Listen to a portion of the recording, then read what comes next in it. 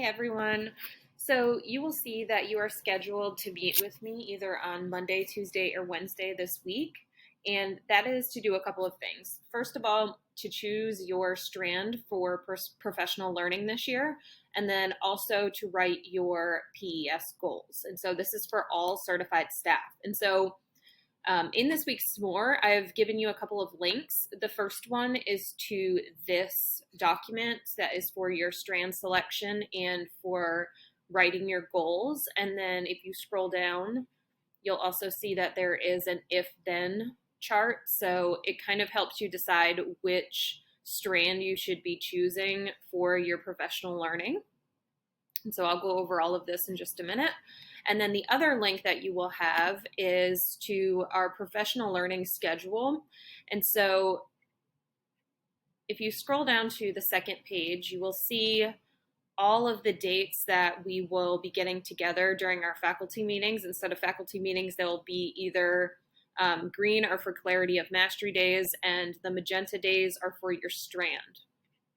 So if you scroll down to the third page, this is really probably the most important resource that you'll need for this week in order to choose your strand and to think about your goals. So everything is basically on here that you will need. So all of these colors kind of show you the different levels that are available for professional learning.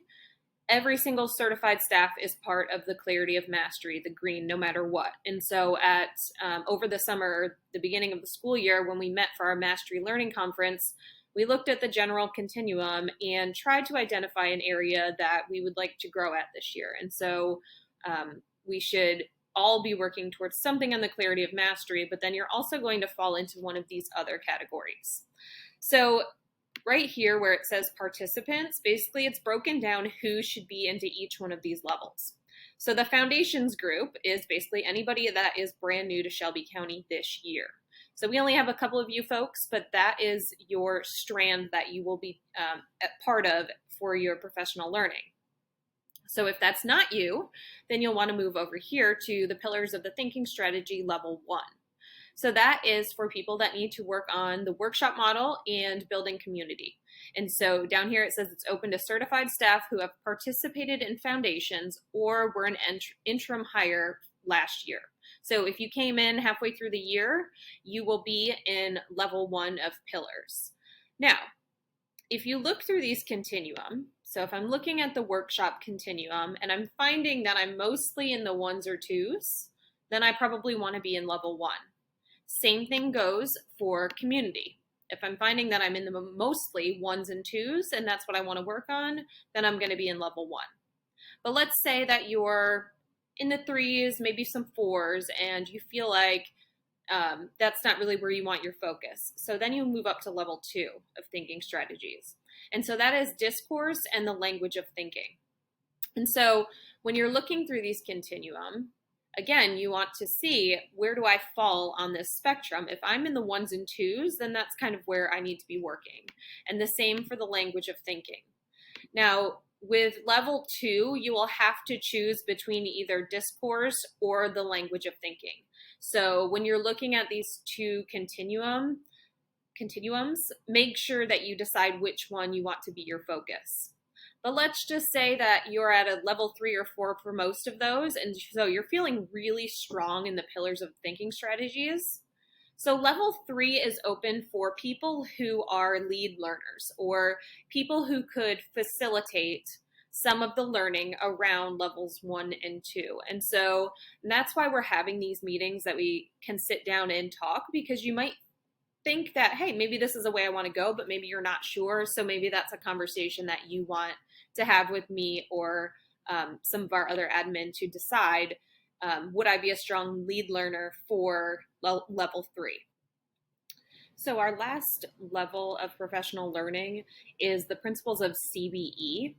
And that really is just for those people who are part of that UK CEO cohort. It's also open for others who feel like they're really far along in this work and have been leaders in the district for a while. So once you have decided which level you are at, that is when you want to go back over to this document.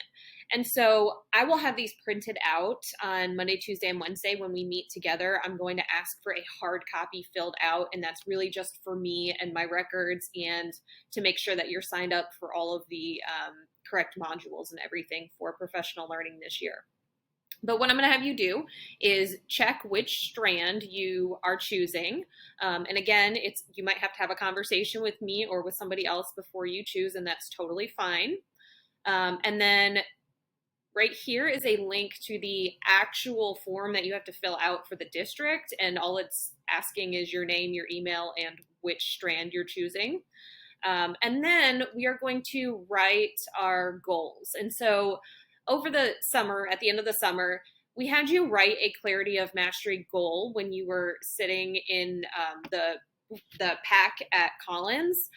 So if you have that continuum that you wrote it on, that would be great. All you have to do is transfer your goal. But if not, you're going to want to use the clarity of mastery continuum in order to write this goal. So I have it pulled up over here. This is just the general one. And so if you are a content teacher, if you're a science teacher, if you're an art teacher, a music teacher, you'll probably want to go to the specific one that is for your content. And so that's over here. And again, all of these links are from this at the top. So these are right over here.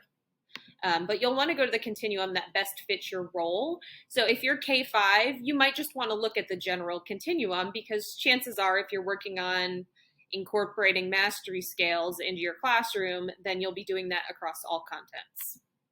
So in order to write your clarity of mastery goal, if you haven't already, this is where you want to start at tier 1 and check off if you are there. Are you meeting this criteria? If you are, move over to tier 2, tier 3, and tier 4. And then eventually you'll be able to see, this is what I want to work on. So like I said, it could just be standards-based grading and mastery. Maybe that's what I want to focus my goal on. Or maybe it's about feedback and the revision cycle for my students. Or maybe it's student agency. There's so many different areas you could work on in this continuum, and it is okay to just pick one small manageable goal for this year. So that will go right here in the clarity of mastery goal. And then the other goal we have to write is our strand goal. So again, you'll want to go back over here and go into whichever continuum it is your focus. So if you are a level 1, you'll want to choose a goal that is from the workshop or community continuum. If you're a level 2, you'll want to choose a discourse goal or a language of thinking goal, and so on and so forth. For you foundations folks, you can use the success criteria that's linked here in order to decide what your big focus is going to be for the year. So that's what we're going to be doing on Monday, Tuesday, and Wednesday in those meetings. So I've made all of this accessible to you now so that you can do it ahead of time if you want. And then all you have to do is show up, show me that you filled in this form and printed it out, and you can hand it to me.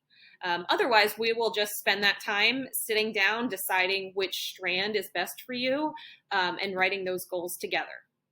Okay? If you have any questions, feel free to send me an email or catch me in the hallway this week. Thanks.